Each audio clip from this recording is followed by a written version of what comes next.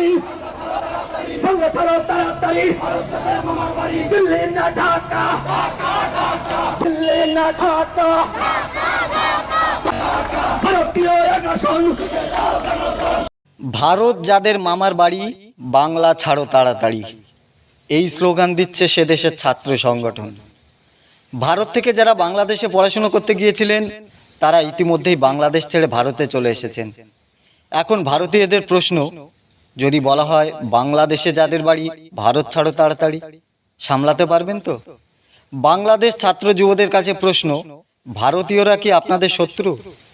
আপনারা সে দেশের কোটা আন্দোলন করতে গিয়ে সংখ্যালঘু সম্প্রদায়কে তাড়ানোর আন্দোলন করছেন না তো? তেমনটাই কিন্তু প্রশ্ন তুলে দিয়েছেন ভারতের একাধিক টেলিভিশন চ্যানেল। ভারতীয়দের প্রশ্ন, আপনারা চিকিৎসার জন্য ভারতে আসবেন না তো? পাসপোর্ট ভিসা করে ভারতে কাজের জন্য আসবেন না তো?